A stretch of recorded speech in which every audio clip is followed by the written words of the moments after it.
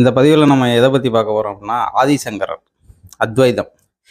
ஏன் ஆதிசங்கரோட கோட்பாட்டை வந்து நம்ம எடுத்துக்கிட்டு ராமானுசர் கோட்பாட்டில் அப்புறம் அந்த வைணவம், இந்த ஸ்கிரிப்டு, இந்த கல்கி அப்படிங்கிறதெல்லாம் புறந்தள்ளுறோம் அப்படின்னா என்ன காரணம் அப்படின்னா, இவருடைய பாடல் வந்து உயிர்மெய்யோட ஒத்து போகும். ஆதிசங்கரோடைய பாடல், இதே பாடல் வந்து அகத்தியர் பெருமானும் அந்த அகத்தியர் பெருமான் பாடியிருப்பார். அந்த பாடலும் அதோட ஒத்து போகும்.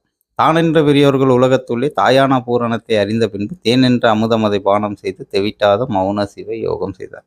இவர் அதே மாதிரி பாடுறது வந்து எதை பாடுறாருன்னா, செகம் நீ அகம் நீ சென்ம தாரகை நீ வண்ண மோகினி நீ அப்படின்னு சொல்லிட்டு அந்த தாய்மை இலக்கணத்தை கரெக்டாக பாடுறாரு. ஆனால் இதே இலக்கணத்தை எடுத்து ஒருத்தன் பிரம்மனும், இதே இலக்கணத்தை எடுத்து ஒருத்தன் வந்து தசாவதாரம் அப்படின்னு சொல்லி கதை எழுதி வச்சிருக்காங்க. அதனால தான் அந்த இதை வந்து எடுத்துக்காது. யார் நிறையர்கள் பெற்றாங்களோ அவங்களுடைய கோட்பாட்டை தான் தமிழ் வந்து